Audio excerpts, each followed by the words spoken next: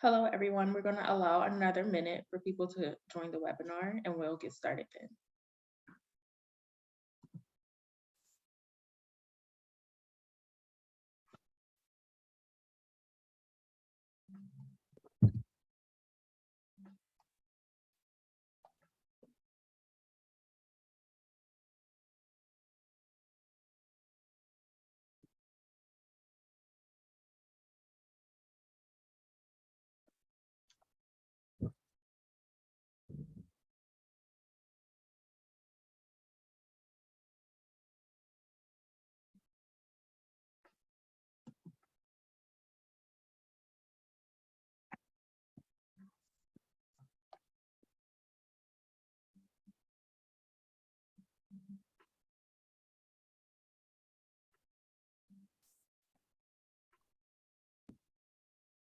All right, welcome everyone. My name is Taya Brown. I'm the administrative coordinator at the Temple Small Business Development Center.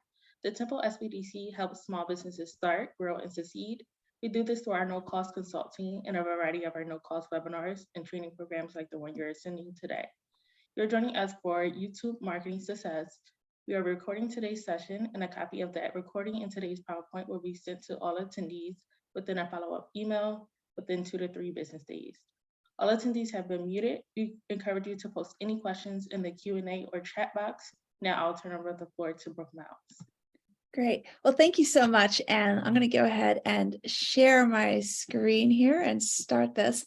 So we're going to be talking about how to grow your business with YouTube. And I will tell you, and I will share my experience as well, that YouTube has been it's almost been like, it's just been a wonderful addition to my business and has really helped me gain a whole lot of new clients. So what I am going to be doing is showing you almost from business owner to business owner, speaking from that perspective, how I was able to grow my channel more quickly than normal and have a higher than average channel and be able to get a ton of business from it.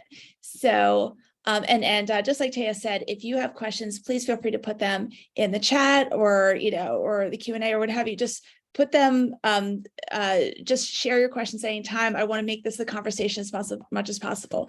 So what we're going to be covering today, first of all, understanding what it takes to be successful on YouTube, because I will tell you that what I thought was important for being successful on YouTube and what most people think is important for being successful on YouTube, such as a good camera, for example, are not what's important. So spoiler alert there. So we're going to be talking about the things you do need to focus on. And when you walk away from this today, you're going to know whether or not YouTube is worth your time. And if it turns out, because it really is a lot of work, but if it turns out you find that YouTube isn't going to be your jam, I will tell you that there are so many tips that I'm offering today that you'll be able to use for all of your social media videos. It applies because human nature is the same regardless of where people are watching videos. So do keep that in mind. Okay, so I do want to practically this entire discussion is going to be on how to make great YouTube videos, but I do need to discuss the why because there is so much work involved that I want to kind of get you a little pumped up about this. Okay, so first of all, what I have found is that since I've been making YouTube videos, and by the way, my business is I'm a social media consultant. I do social media training one-on-one with business owners. So I mean, that's just what I do, and that's what I have been doing for 8+ years now. But what I found is before I started making videos and specifically YouTube videos, the question that people would have before they started working with me was, should I work with Brooke? After I started making videos, it was, when should I work with Brooke? And I'm the same Brooke. Okay, I'm the same person. The difference is that because people were watching videos on their own time, they're getting to know me, they were getting to know my style. They felt that they knew me in some way, even though I didn't yet know them. There was a trust level that was built, and they understood, they also understood, what my expertise level was. So that part was already sold, if that makes sense. So at that point, it was just a matter of when to start working with me. So the sales cycle has shortened immensely. So even if you don't want to get subscribers around the world and you just want to like kind of, just have, more of like a, local following, you could say having a library of YouTube videos that potential clients can look at is wonderful. Also, for me, it has extended my business around the world. I can literally say I'm an international business now, because on YouTube, people can watch your videos anywhere. As a matter of fact, only 25% of my viewership is in the United States, which is really interesting. It also has enhanced my search engine optimization, because YouTube and Google are, tied together. And here's what I found, and I didn't even think about this when I started. So how like sometimes you'll like ask a question in Google, how to blah blah blah, and then video answers pop up towards the top. Like there might be, I think, like 3 different, they might show 3 different videos, and then they'll also show articles. Okay, so what if your YouTube video ends up being one of those top 3 that people find? So I have got a lot of clients like everywhere, because they actually did a Google query on a particular topic. It turns out my video answered the question, and it was right there at the top of the search, okay, or the top 3, okay, and they found me that way. So imagine what that could do for your business too. Also, YouTube videos have longevity, as I've said before. There's a lot of work involved, but when you put but what happens is that when you make just a regular video for social media, if you're lucky, people might be looking at it for 3 days. Like if a social media post, a regular Facebook, LinkedIn, Twitter, Instagram post, it doesn't last that long in the news feed before it kind of goes away. On YouTube, the longevity is crazy. My most popular video right now, I published January 30th of this year, and it's getting close to 200 views a day, and which is amazing. And again, this is like 10 months later, if my math is correct. So you could just actually 9 months later, and the 2, I also have 2 other insanely popular videos that were from 2021, and they're getting close to about like 100 views a day. So you can get a ton of exposure, and it lasts a while. Also, Google/YouTube offers revenue sharing opportunities. And what that means is when you put a video out there, when you watch YouTube videos, that there are ads before, unless you have YouTube Premium, there are ads beforehand and maybe afterwards and sometimes in the middle. So YouTube, that's how YouTube makes money. Advertisers pay them to put their ads on these videos. Well, once you reach 1,000 subscribers and 4,000 watch hours, and I'll explain how you can get there, okay? But once you get there, YouTube says, by the way, since we're already putting ads on your videos, would you like to get 55% of the revenue? So it's not a lot, just to let you know, it's not a lot, but it's cool to have that. So anyway, that's the why. And just to let you know, I started YouTube in late July 2020 because of the pandemic. I used to do a lot of in-person networking. That went away. I did have a channel, but I did nothing with it. I had 12 subscribers that I don't even really deserve. I didn't deserve it all, because I don't know why they would have subscribed to me. I just really had almost nothing there, and didn't even try. And now I have actually 5,300 subscribers. And I already shared the other bullet points here, because I want to kind of get to the how rather than the why. And this is a screenshot of someone who found me or she tracked me down on LinkedIn. She'd been watching my videos and was ready to do business with me. And again, I didn't even know her. So that's an example of that. And then finally, I think this is the last why slide. This is a screenshot, actually, I think from last week. And you'll see right now, I'm getting about like 23,000 views a month, which is about 1,000 watch hours, about 250 subscribers a month. And right now I'm getting paid by Google and YouTube about a little more than 250 a month. But you'll see I actually get it, but I get about, I think I did the math. I get about, my last year was my first full year monetized, and I got $15,000 worth of business, like outside of what you see here, from people who found me around the world. So that was really cool. Okay, we're going to get to the how now, but I do see something in chat. What is good equipment to use? Regina, I am so glad to see you on this webinar. You're like a regular, and I love having you here. And I'm about to get to that question. So, as a matter of fact, it's right here. It's this next slide. And actually, while you guys are on the call, let me also do this. This is my contact information, also my YouTube channel. So if you just want to check it out after this, so you'll kind of see examples of what I'm doing, and you might find the tips that I provide on the channel also help for your social media. But again, please feel free to use it as an example for the things I'll be discussing. Okay, so the equipment you need. Okay, it's not, a lot of people make it overly complicated, and actually that's what ends up being a barrier to really getting started with videos. If you have a smartphone with a decent camera, that's literally all you need. I promise you. And by the way, I should tell you that all of the tips that I'm providing, I didn't just make up in my head. Okay. I have taken, oh gosh, I think at least 200 hours of YouTube classes. Okay. Like a lot. I've gone to Vid Summit in LA so I could go to so I could hear from the top YouTube creators who have millions and millions of subscribers. So everything I'm telling you is from everything I've learned, and I'm serving as a funnel to you today. So please keep that in mind. I've taken this YouTube adventure really seriously. Okay, so all you need is a smartphone. I've found that, and I've heard other people say this too, they buy a camera, they buy a fancy camera, and then they're trying to deal with this camera and everything, and then they can't make the videos, or months pass before they do. I've been using my iPhone the entire time. I did upgrade my iPhone because my original iPhone was like an iPhone 6 with a horrible camera and everything was blurry. It turns out I think there might have just been a smudge over the lens, but anyway, I have like an iPhone 12 or something of that nature. I'm not really a techie person.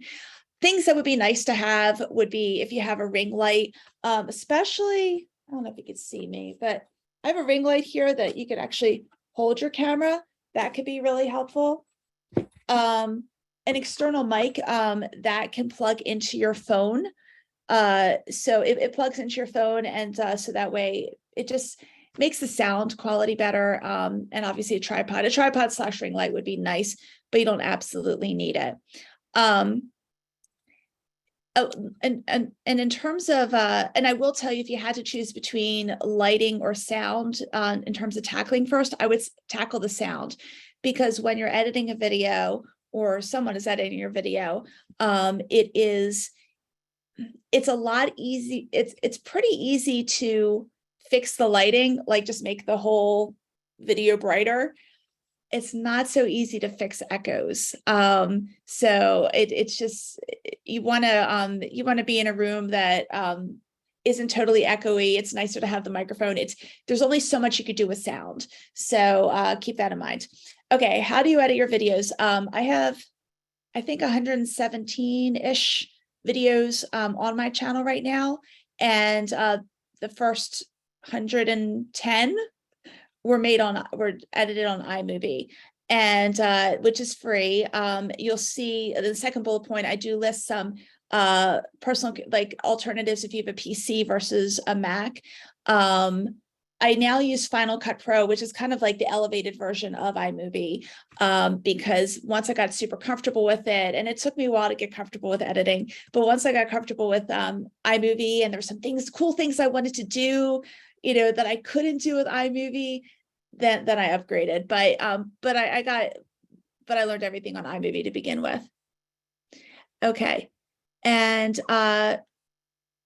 so Regina says, edit program.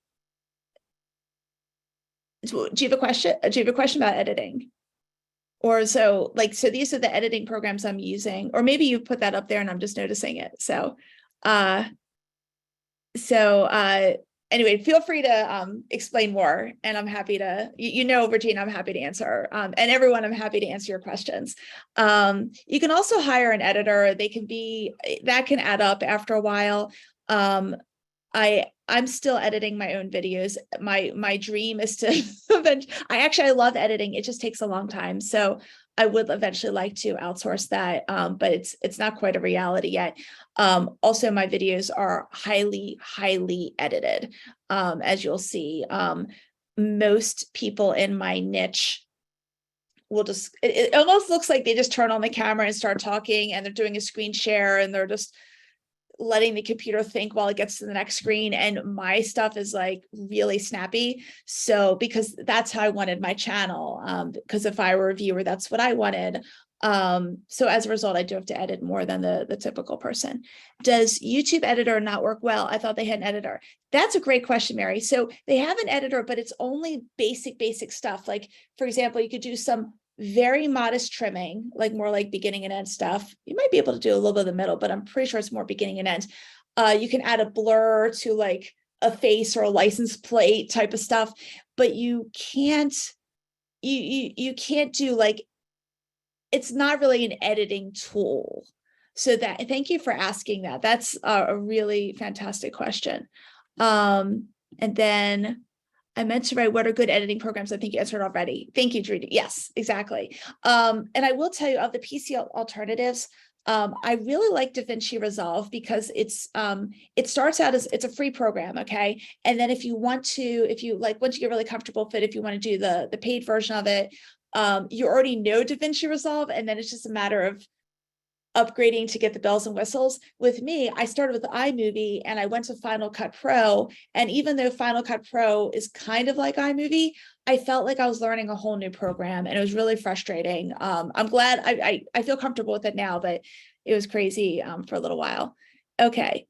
And the other question I get often, by the way, these are the 3 most common questions I get, which are important to know, but aren't as important as you need to know for everything else that's going to follow. But one common question I get is, how long should video be? And the answer is, as long as it needs to be and as short as possible.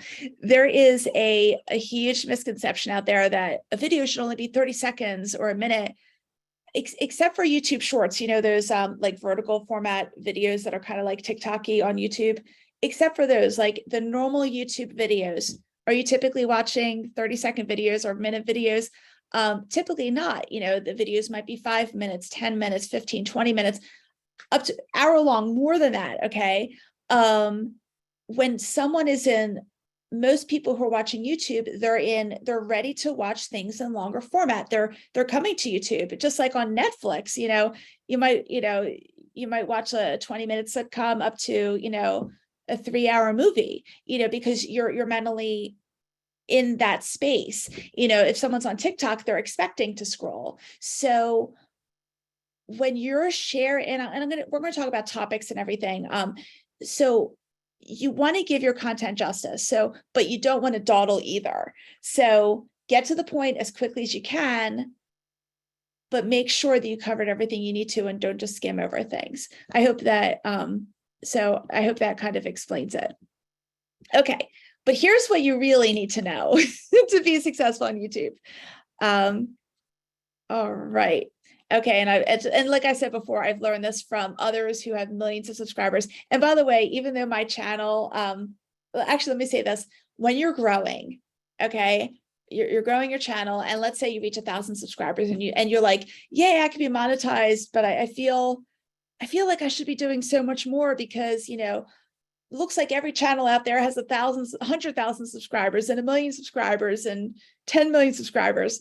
The thing is this, believe it or not, channels that have 1,000 subscribers or more are larger than 91% of all other channels on YouTube. And if you have 10,000 subscribers, you're larger than 98% of all channels. So right now I have like a little more than 5,000 subscribers. So I'm somewhere between I'm somewhere like larger than 94 to 95%. Okay. So it doesn't seem like a lot, but it is a lot. It's just that, videos from larger channels tend to be better in general. So what happens is those videos tend to be delivered more to people. So that's that. Okay, so here are the 3 T's of success. This is the most important thing. I'm going to be talking about a lot of important things, but this is the most important thing I can share with you. And that is the topic, the title, and the thumbnail. I cannot even describe how important this is. And by the way, I just realized that I typically have my cell phone with me, which shows my time. And Tia, if you want to, when we're like at the halfway mark, maybe just like let me know if you wouldn't mind. I'm not going to like leave where I am right now to go grab my phone. So I just want to make sure that I stay on time. Okay, so let's talk about the topic, title, and thumbnail. Okay, so unlike usually when you're on social media, people are scrolling, right? And if a video pops up on social media, it's already starting to play. On YouTube, it's different. On YouTube, people make a conscious decision whether or not they're going to watch your video based, and again, I'm talking about the general long format videos. When I say long format, I mean not the vertical shorts. Okay. And they're choosing it based on 3 things. What does the thumbnail look like, which is the image? I'll show you that. What does the image look like? What is the title? What does it describe? Does it, to give them more information? And is the topic that's going to be covered based on the thumbnail and the title, is it worth their time? So you can spend hours and hours making a video, but if people don't click on the video because you've chosen the right topic and you've packaged it in a really appealing way with a nice title and thumbnail, people won't click on it. People won't watch it. People only watch the video if they click on it. So you have to package it and also choose the right topic. Super, super important. Okay, let's see. Are there any thumbnail templates? There aren't really thumbnail templates, but I'm going to give you some examples right here. And learning thumbnails is definitely an art. So, okay, so for example, like, so when you are on, like this is a screenshot that I took of when I'm on, when I logged into YouTube or got into YouTube. And by the way, the suggestions that YouTube makes are based on your own, what they believe are your own preferences. And for the most part, except for the relaxing piano music, because I don't listen to any relaxing music while I'm on YouTube, except for that, pretty much everything else describes my interests. I am learning Italian, so you see a couple Italian things, et cetera, et cetera. So, but you'll see that, but again, these are all like, think of them almost as like advertisements from the creators of the people making the videos of, like, please watch me, okay? So some things just to kind of keep in mind are general tips. The fewer words, the better. Definitely the fewer words, the better on the thumbnail. You want it enough such that you can, it piques enough curiosity. That's probably the most important thing. And then, but we'll be going through more of that. I just want to show you, I'm getting a little ahead of myself, but anyway, I just want to show you, this is the landscape that your audience is seeing you with. So your topic, title, thumbnail has to, let me go back. Your title, topic, thumbnail has to compete with all the other topic, title, thumbnails that are being shown at the same time as yours. So you have to make yours competitive. And that was, if I had learned that lesson when I started in July of 2020, rather than, I think I learned that when I went to Vid Summit in September 2021, my channel would be way bigger. So anyway, okay, so let's talk about the topic, because this is like kind of the thrust of your entire video. Okay, so if you're using YouTube to grow your business, and I will tell you that it's tempting to have a ton of videos, and as a business owner, I can relate to this. It's tempting to have a ton of videos about like, hey, buy my course, or hire me to be your consultant, and here's why, or let me just do a whole video of testimonials. But people don't go on YouTube to be sold. They go on YouTube to be entertained, educated, or inspired. This is why they're there. So if you like, YouTube is not going to deliver your video to people if YouTube sees that it's kind of like a salesy kind of thing. I'm not saying they never will, but you have to kind of build an audience of people who are like your fans first. And I will tell you that except for one video, except for one video, actually, except for two videos, but they're like really weird exceptions. And one was a video I dumped on my channel 6 years ago, and it doesn't count. I just dumped it on YouTube and I didn't even like think about it. I just wanted a place to store my video. I don't sell on my channel. And you can literally not sell on your channel and still have people come to you. I am literally just trying to do edutainment basically. And you'll see that pretty much what I do is edutainment. There's education there, but I try to make it a little more engaging than as best as I can. So anyway, you want to focus on that. And once you've gained a loyal audience, okay, then if you want to, and maybe now that I have 5,000 subscribers, I might want to start doing this, maybe. Then if there's something you want to sell, or there's, every fifth or sixth video could be something a little bit more salesy, but still packaged within an educational or entertaining or inspirational video. So you still need to provide value, but then you can sneak in like something, like a sales message within it. But you have to wait until you've earned a loyal audience, because you have to build that audience, and YouTube has to trust that your channel is putting out good content from the beginning. Okay, so how do you get ideas for topics? So this is another technique that I learned. Actually, I'll tell you, this is a little bit of an extreme example because my video view counts are a little bit all over the place, but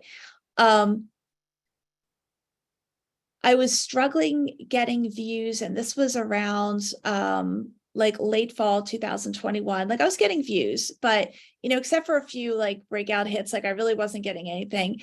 And then I started taking this other YouTube course, and they taught me this, and I'm kind of like summarizing it here. Okay.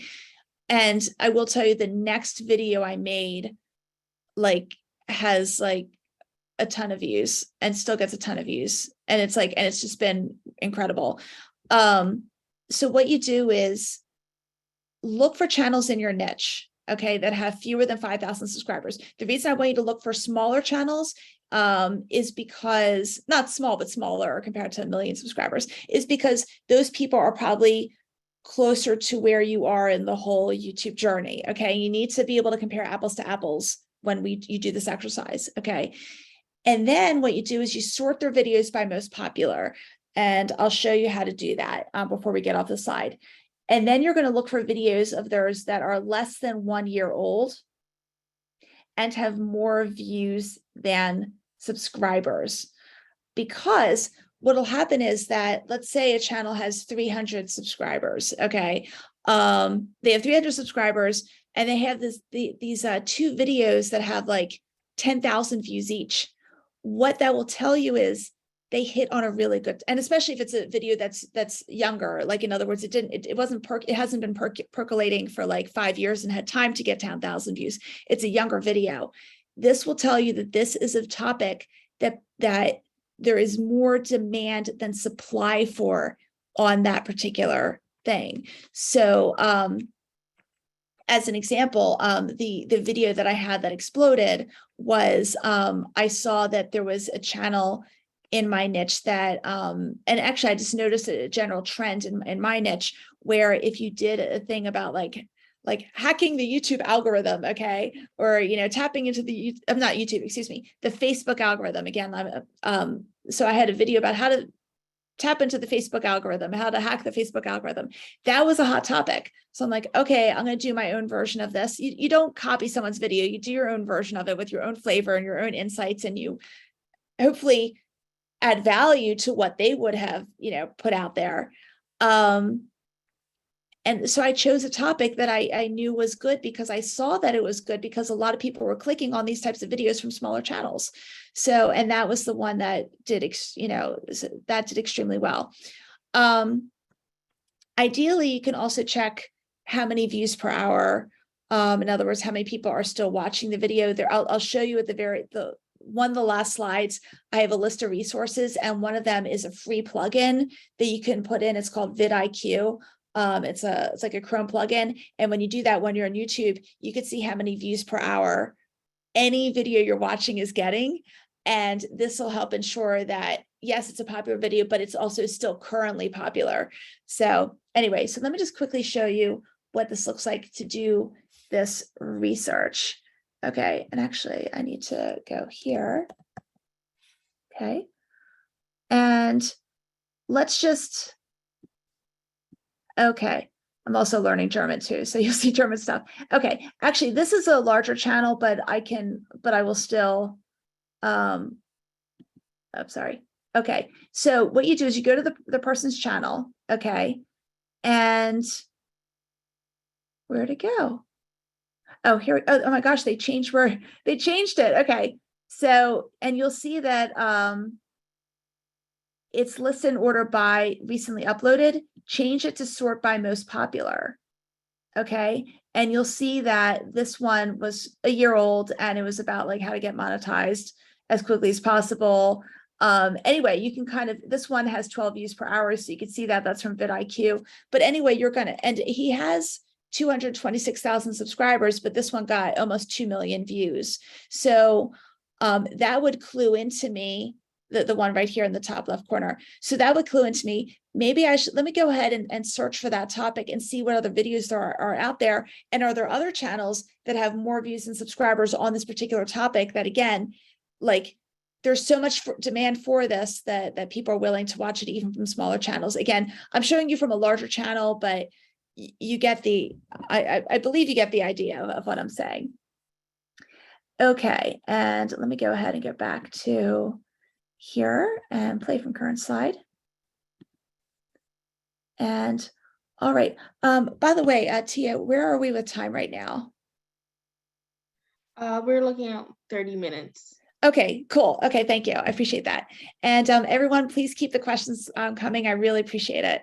Okay, makes it more interesting for all of us. So otherwise, I'll just keep laughing at my own jokes. Okay, so title and thumbnail. Okay, so you got the topic. Now, how do you package it? Now, the title generally shares the value. And by the way, I'm going to be giving you side-by-side comparisons of before and after. Okay, so you'll see this very shortly. So the title shares the value, like how to mow your lawn in 30 seconds, or I don't know, like how to choose, like whatever it is that would be value to your audience based on your niche. Okay. The thumbnail preferably like add some emotion to it. It might add story, it might add intrigue. It just does something that it complements it. But what you don't want to do is repeat the same words in the title and the thumbnail. There's no reason to do that. Okay. So preferably there are going to be more words in the title than the thumbnail. Your thumbnail might not have any words. It might just have a few. I find in my niche, I do need to have a few words in there. The limit is about 5 is ideal because in the world of social media, it's hard to, social media is not very tangible. So I have to kind of, I have to sometimes just kind of explain it with words. Another trick I learned, which has been super helpful, is to craft your title and thumbnail before you start scripting or outlining, okay, or your what you plan to say in the video. The reason you want to do this is that your video starts with the person's decision to click on that video, and your title and thumbnail made a promise. It was like, here's what I promised to deliver. Okay, so they're already in that mindset. So for example, if I had a video about 7 top tips, 7 top tips for your LinkedIn profile, and I don't know, like maybe that's the title, and then maybe the picture of me looking like amazed at the profile that I've just developed or something like that, and it has the LinkedIn logo, whatever. Okay. So people are like, okay, great. How do I improve my profile? How do I improve my LinkedIn profile? I need to know this. Okay. And then people click on the video, and then I just start going into like, hey, this is Brooke Miles. Let me tell you about myself, and da da da da da da. People want whatever that promise is that people have already signed up for by clicking on your video. That's that's where you need to start the scripting of your video. Okay. So a video where I'm promising, tips for improving your LinkedIn profile, I'm gonna be like, okay, so, so let's get, hey, so let's get started with, there are lots of tips to share today about, how to improve your profile. I'll tell you that when I started doing this, I got to X, I improved my audience increased by blah, blah, blah amount. And so let's get started with tip number 1. Okay. That's what people signed up for. Okay. So keep that in mind. And if you do the title and thumbnail in the beginning, then you know what your first few words need to be. Also, I used to make my own thumbnails, and if I'm really in a rush, I still do make my own thumbnails, but I'm now actually outsourcing them to custom thumbnails.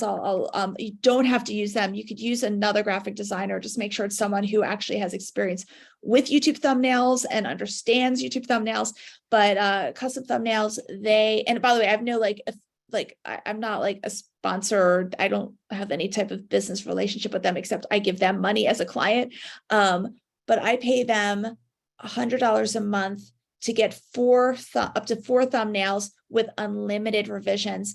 You can also do, if you don't want to do a subscription, I think it's $39 per design with unlimited revisions. So, but again, you don't have to use them. I just want to give you an example and say that there are resources out there, and I'll explain, and I'll show you the before and after, and also my click-through rates when I switched over and had them use it. Okay, so cool. Okay, thanks, Regina. Awesome.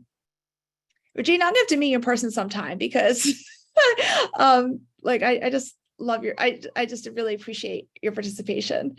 Okay, let's see. Okay, so here's a before and after. Now I will tell you, in all fairness, I changed both the title and the thumbnail. So but the left-hand side was my attempt. I did this in Canva.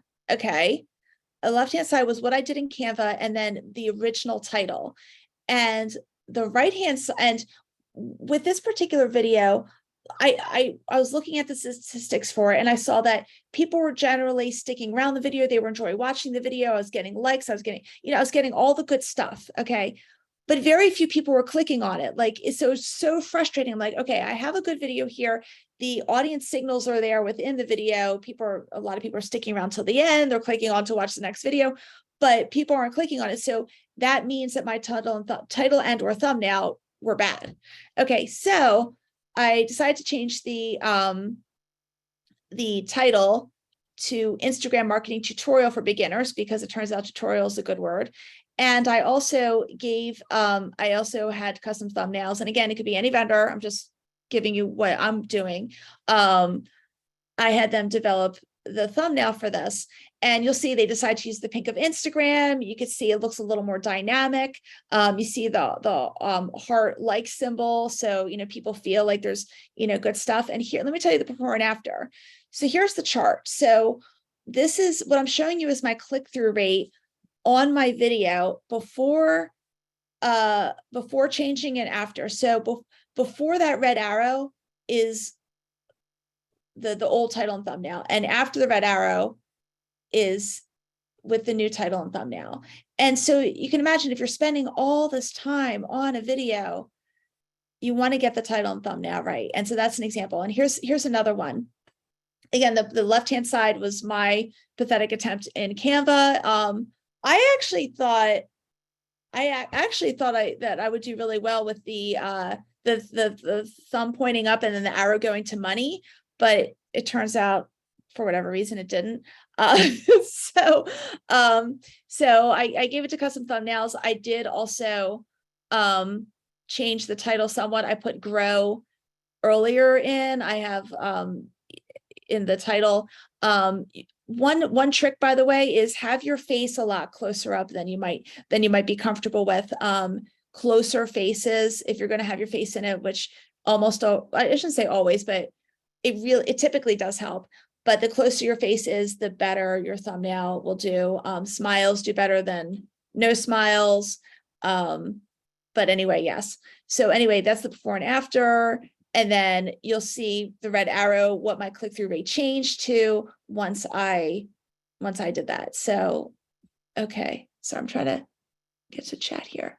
Okay. Unfortunately, cannot see the chat contributions from attendees.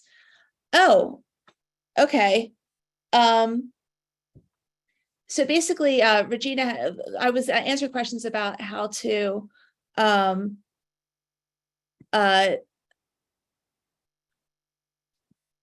Regina was, the reason is Regina was actually, she was sending the questions to me and the panelists. So that's why you weren't able to see it. So, so if you want to put a question, if anyone wants to put a question out there, if you just wanted for me to see it, that's fine. If you want everyone to see it, just be sure to mark everyone. It's up to you. So that's why, Beatrice. And Regina, if you could do me a favor, because I'm not going to be able to keep that email address, feel free to email me afterwards. Okay, if you don't mind. Because I really, really appreciate that. And I appreciate this. Okay. So hopefully I convinced you on the importance of the title and thumbnail and also the topic. Now, how do we get to, let's talk about the content now. And your mission, okay, is to get as many viewers as possible. I know I'm reading straight from this, but it's important to get as many viewers as possible to watch till the end of your video. Because so YouTube has to decide with each video how many people they should suggest it to or recommend it to, okay? And I will tell you that if you have a video where people watch to the end and like it so much that they click over to watch your next video, that's a good signal to YouTube, like, this might have been a good video. Okay, so you want to get as many viewers as possible to watch till the end. And ultimately, you want to keep it interesting enough to do that anyway. But I just want to let you know from an algorithm standpoint, it's really important to do that.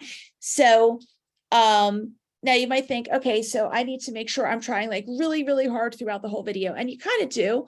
But believe it or not, the most important part of your video to get people to watch to the end is, believe it or not, your first 30 seconds. Because I'm going to show you charts where most people drop off in the first 30 seconds. So if you can prevent that from happening, you have more people go to the end.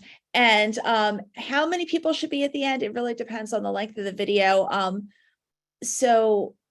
Like if you have, I don't know, a 6, 7, 8-minute video, if you have 50% of people watch to the end, that's really, really, really, really good. So I don't always accomplish that, but I try really hard to do that. The one thing I am able to do, however, which I'm thankful for, is get people to click to watch the next video. On YouTube, it's called an end screen, like you're watching a video and at the end, like other like video, almost like little mini thumbnails pop up at the end and you can click on it to watch the next video. Those are called end screens. And I have to get a drink of water, sorry. The average end screen click-through rate on YouTube is 2%. And I think I'm at 9% right now. And I have some videos that are at like 20%. Okay, because I've really tried really, really hard on all of this. So I'm trying to tap into that algorithm, but also have people have a good experience. I'm trying. So not perfect, but trying. Okay, so anyway, you want to make the first 30 seconds wow, so people don't drop off and they stick around. You also want to avoid, and I alluded to this earlier, skip branded intros. Like, don't have a dancing logo. I used to have a dancing logo, and I will tell you, you will see, YouTube provides the most amazing analytics. In every single video, it's called an audience retention chart. You can see every single second where people drop off. Okay, and I will tell you, there's a drop off with those dancing logos because people didn't click on my video.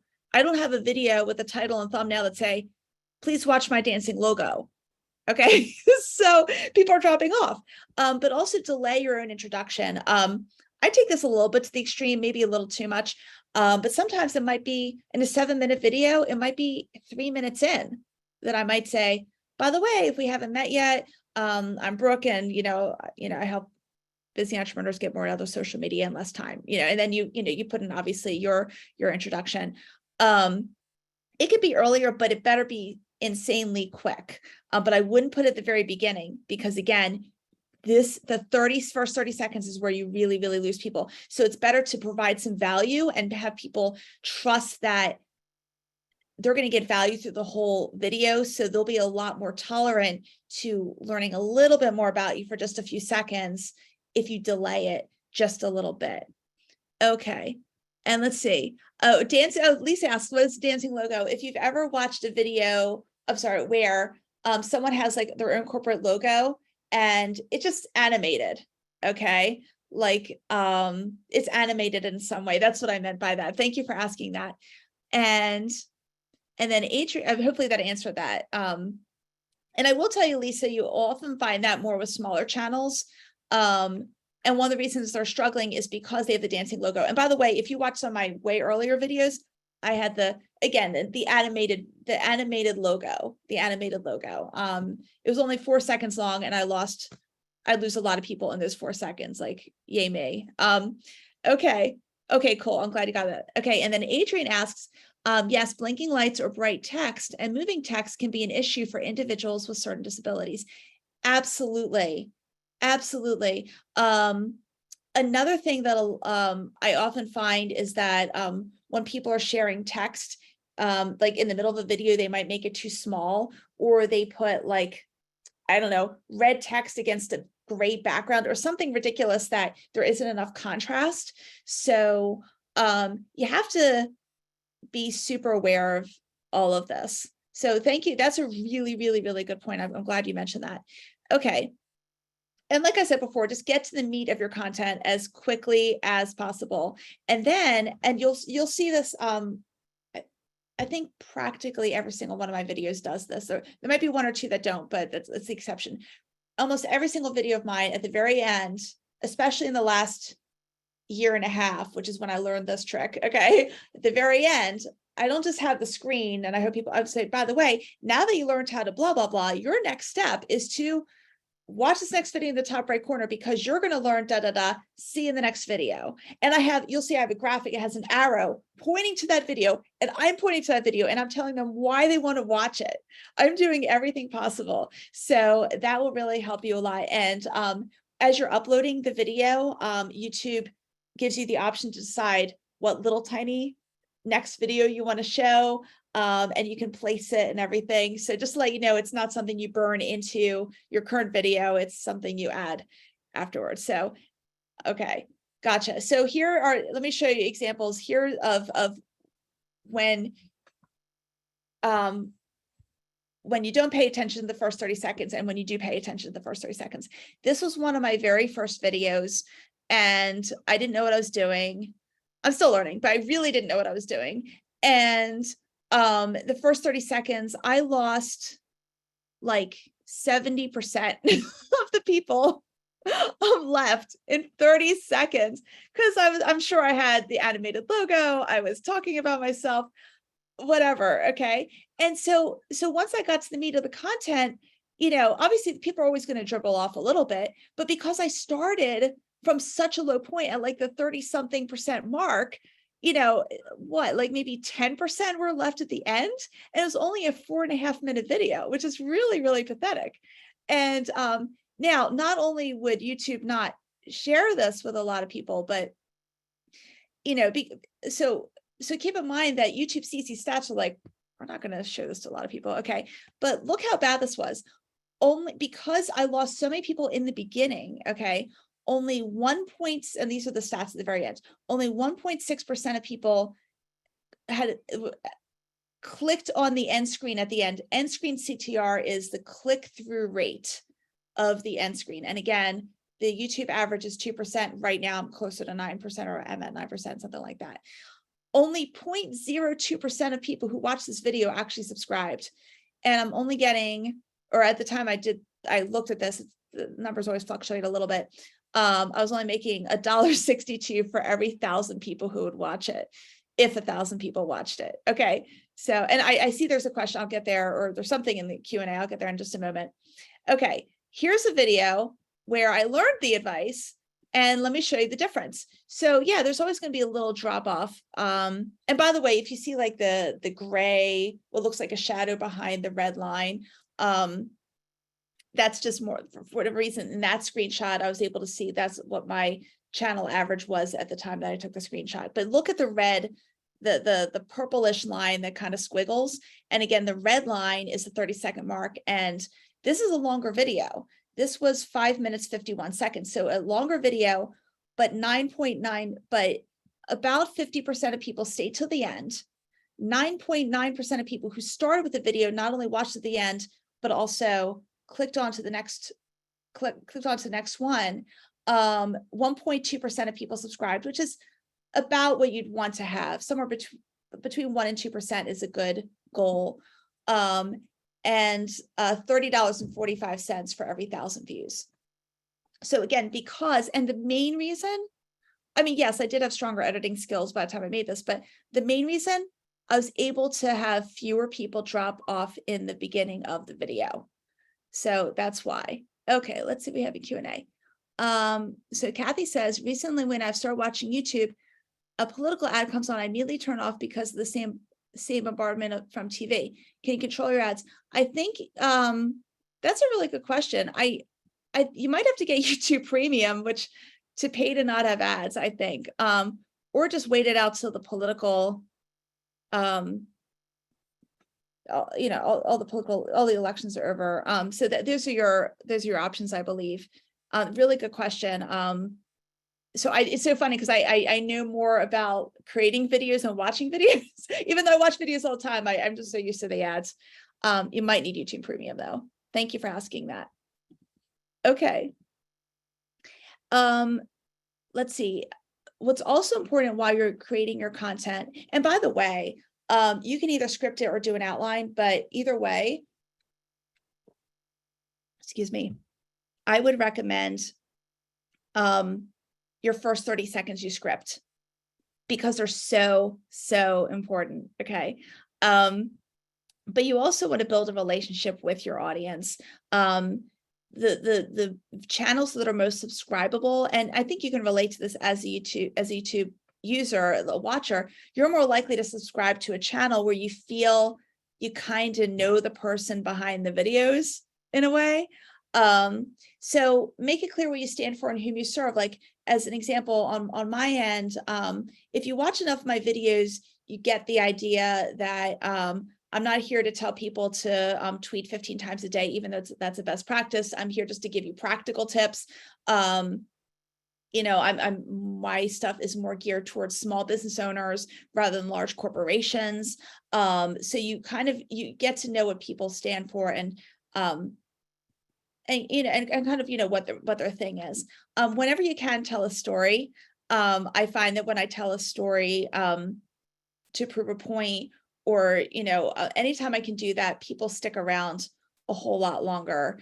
It's sometimes a little tricky to do that when you're doing education, like 7 tips to blah, blah, blah. But anytime you can do some type of story, even if it's something like, hey, this is something I used to struggle with, and let me show you how I've learned a new way to do this, or whatever it is. Be vulnerable. As you get to watch my videos, you learn a lot about me, like a lot. And you learn that I have insomnia. Actually, it's been getting slightly better lately, but in general, I have insomnia. I get nervous. When I do takes of videos, I stutter and stutter and stutter, and it takes me like maybe 50 minutes of footage to get 10 minutes of good video. Like you learn all of this about me, and I talk about my vulnerabilities throughout, because on YouTube, people don't subscribe to know-it-alls. They subscribe to people that they feel they can relate to. And I have so many faults, it's very easy for me to share a lot of it. So be vulnerable. It's so funny because before my whole YouTube journey, I thought, well, I'm a marketer, so I should always be the authority, and I am an authority, but you know what? Sometimes there's something new I learned, or I used to do it this way, but now I've learned this way is better. Or, or here's something I was trying to figure out and finally I got it. Let me show you guys what I just learned it's going to be really helpful for you too. They're going to connect with you more, and you're going to build more of a fan club that's going to be easier who are going to want to do business with you. Okay. It's not the subscribers don't really matter so much as people who watch your videos and they see you're real and they want to do business with you. Also create rituals. I'm not as good with this, but I'll give you a really good example. There's one woman I heard of who she has like a bookcase behind her, when she does her videos, and she has this like little gnome statuette or something like that. And in each video, the gnome changes position. Okay, so people are looking for, when they watch their fans, like she has like a loyal following, the fans always want to know where the gnome is going to be, and encourage comments whenever you can. And I'm trying to do that more and more. Let me just see what is in chat. Okay, oh, thank you. Okay, so not everyone's going to see this, but Jessamine asks, what is RPM? And RPM, thank you for asking that. That's revenue per mil. And that is the amount of money you get for every 1,000 views of a video.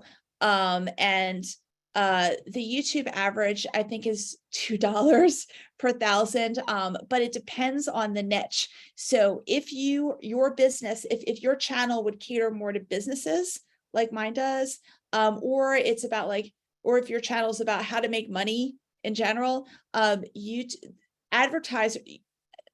is able to command higher advertising prices to their advertisers for those, so they're able to pass on more money to you. So I think my average RPM right now is like $11 or $12 for every 1,000, but it depends on the niche.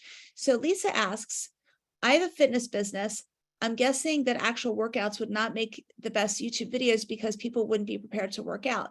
Thoughts? Should I just focus on tips and ideas rather than workouts that people would follow along with? That's a really good question. You might be able to do both. Like, for example, you could, because for example, if you build a loyal following of people who look forward to your workouts, when, and they make a conscious decision to click on your video, because some people are going to do that. For example, in the mornings, there is because I learn German in the mornings and Italian in the evenings. I'm crazy. But so in the mornings, after I do a certain number of like German grammar exercises, and this is like at 5 a.m. because it's the only time I have to do it. Okay. So after I do that, there's this one channel I always want to watch. It's called Checker Toby. It's like a German kids channel. And so I'm already ready. Like, I'm counting on that morning to watch that. Okay. So there might be people who are counting to watch your workout video, if that makes sense. So they're like actively seeking that workout video, and they go to the workout playlist as an example. In general, though, I think you're going to get found more. I think you'd get found more with specific tips. There are different types of videos out there. There are, oh, and actually Nicole asks, people love workout videos on YouTube. I am one of them. The beauty is that they can do them when they want. And that's a really good point. And so they are going to be really good. I think you're going to get picked up more by YouTube by also having or starting out a little bit more on searchable videos, such as specific tips and ideas. And again, I would definitely look for tips and ideas that people are searching for, or questions that people are asking on YouTube, like I talked about earlier. But and I'm so glad that Nicole asked this. Nicole added to this conversation, because they can be popular, but they might not be as found easily. And I've learned that I do have to put out content that people are searching for. Not all the time, but at least 50% of my content needs to be that. So cool. Okay, awesome. And then Mary says, I search more for workout videos than I can follow along rather than with the tips. Absolutely. The reason I'm mentioning the tips is because that is the way your channel can get discovered, if that makes sense. It's hard to explain. you're more likely to get, your channel's more likely discovered when you're answering questions. And then when you also have the workout videos, you can kind of grab them that way. For example, I have some videos. I'm actually building a series of roast videos where I roast people's posts, and people love these videos. Okay. But YouTube doesn't know what to do with them. And they don't get recommended so much as my searchable ones. What happens is people find me by searching for something, they become a subscriber, or they start watching more of my videos, then they watch the roast videos. So I just want to let you know, you want to think of, how can I get discovered so that more people watch the workout videos. So, okay, great.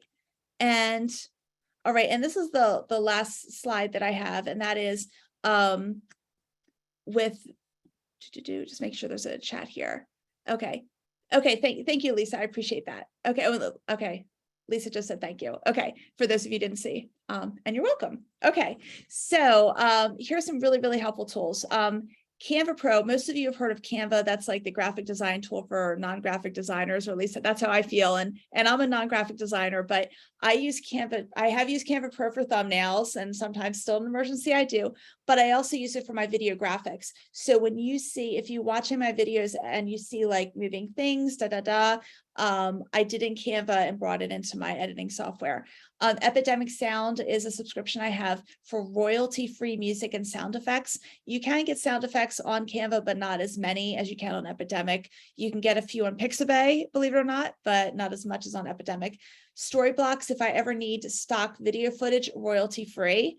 I have a subscription there. vidIQ, that's the one where you can do competitive research. You can do that's like, and you can have just the free plugin. They do have a subscription as well, but I think I just do the free version where, yeah, you can do the free plugin and then find out how many views per hour other people are getting. But just ease into these tools as you get comfortable with video. Let's see. And what is your average? Oh, and I see we're right at time, by the way, because I see the timestamps here. Okay, I will answer this one question that Nicole has, and I know we have to wrap this up. The average time it takes to publish a video, counting script building, filming, and editing, and topic research. Okay, I will tell you, most of my competitors, it probably takes them 4 or 5 hours total. For me, if you see how much editing I do, it's an insane amount. It's closer to 20 to 30 hours, because what I'm doing is I'm also watching every single one of my competitors' videos on that particular topic and researching it and seeing how I can provide more information than what's provided out there, or explain it better. And then I'm creating graphics, and then I'm doing all this stuff. I go insane with it. You don't have to do that. So that's how long it takes me. But I also want to tell you how long it probably takes other people in my niche. So that way it doesn't have to be as complicated. It's just, there's a certain look I want to have for my channel. But I just want to thank everyone for coming and participating. And my contact information was in the chat. We won't have time to do the extra Q&A or big lessons, but I appreciate all of your time. So thank you so much. Thank you everyone for joining us, and thank you, Brooke, for presenting. I did post the survey for the webinar, YouTube Marketing Success. We value your feedback and we use it to improve our events in the future. This is also required by our funders, the Small Business Administration, so we can continue to provide no-cost workshops. And all attendees will be automatically sent a follow-up email within 2 to 3 business days that will include training materials from this presentation, such as the video recording, PowerPoint, and other handouts. Thank you everyone for joining us, and have a great day. Thank you.